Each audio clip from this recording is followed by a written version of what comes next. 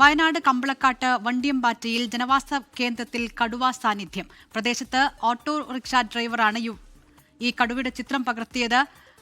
പുൽപ്പള്ളി ചീയമ്പത്ത് വന്യജീവി ആടിനെ ആക്രമിച്ചു. കണ്ണൂർ അയ്യങ്കുന്ന് പഞ്ചായത്തിലെ പാലത്തുംകടവിലിറങ്ങിയ കടുവ വനം വകുപ്പിന്റെ കൂട്ടിലായി.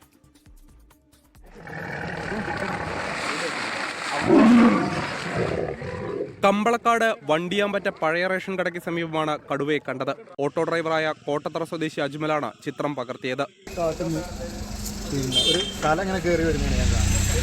അപ്പോൾ ഞാൻ ആദ്യം വിചാരിച്ചു ഇവിടെ പശുക്കളൊക്കെ ഉള്ള ഏരിയയാണ്. പശുവാണെന്ന് ആദ്യം വിചാരിച്ച് ഞാൻ ജസ്റ്റ് ഒന്ന് സ്ലോ ആക്കുകയും ചെയ്തു. അപ്പോൾ ആള് ഇങ്ങോട്ട് കയറിയൊക്കെ പറയും കടുവയാണെങ്കിൽ മനസ്സിലായത്. പിന്നെ ഞാൻ ഇറങ്ങുന്നില്ല എന്നപ്പോൾ ആൾ പതുക്കെ നടക്കാൻ തുടങ്ങി. അപ്പോൾ ആ ഒരു ടൈമിനാണ് റോഡിൻ്റെ ഒരു നടക്കാൻ തുടങ്ങിയ പകുതി എത്തിയോളപ്പോൾ ഞാൻ ഫോൺ എൻ്റെ മുന്നിൽ തന്നെ ഉണ്ടായിരുന്നു. ക്യാമറ ഓണാക്കി ഒരു ഫോട്ടോ ഞാൻ എടുത്തു. പ്രദേശത്ത് വനംവകുപ്പ് തിരച്ചിൽ നടത്തി. പുൽപ്പള്ളി ചീയമ്പത്ത് വീട്ടിൽ കൂട്ടിൽ കെട്ടിയ ആടിനെ വന്യജീവി ആക്രമിച്ചു. ആനപ്പന്തി ഉന്നതിയിലാണ് സംഭവം. വനമേഖലയോട് ചേർന്നുള്ള പ്രദേശമാണിത്.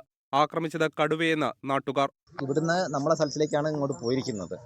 ഇന്ന് പണിക്കാരൊക്കെ ഒന്ന് വരണ്ട പറഞ്ഞിട്ടുണ്ട്. സവാത്ത് പണി, പിന്നെ മുളക് കറി, കാപ്പി കറിയൊക്കെ ഉണ്ട്. ഇതൊക്കെ ഞാൻ നിർത്തി വെച്ചിരിക്കുകയാണ്. ഈ മൃഗങ്ങൾക്ക് വസിക്കേണ്ടത് കാട്ടിലും ജനങ്ങൾക്ക് വസിക്കേണ്ടത് നാട്ടിലും മാറ്റുന്ന രീതിയിലേക്ക് നമ്മൾ മാറ്റണം. അല്ലെങ്കിൽ വലിയ വിപത്ത് ഇവിടെ സംഭവിക്കും. കാൽപ്പാടുകളുടെ പരിശോധനയിൽ പുലിയാണ് ആക്രമണം നടത്തിയതെന്ന് വനം വകുപ്പ് വ്യക്തമാക്കുന്നു. സമീപ പ്രദേശമായ ദേവർഗദ്ദയിൽ മാരൻ കടുവ ആക്രമണത്തിനിരയായി കൊല്ലപ്പെട്ടത് കഴിഞ്ഞ മാസമാണ്. അതിനാൽ ആശങ്കയിലാണ് നാട്ടുകാർ. കണ്ണൂർ അയ്യങ്കുന്ന് പഞ്ചായത്തിലെ പാലത്തുംകടവിലിറങ്ങിയ കടുവ വനംവകുപ്പിന്റെ കൂട്ടിലായി. ഈ കടുവയെ കുപ്പാടിയിലെ മൃഗപരിപാലന കേന്ദ്രത്തിലേക്ക് മാറ്റിയിട്ടുണ്ട്.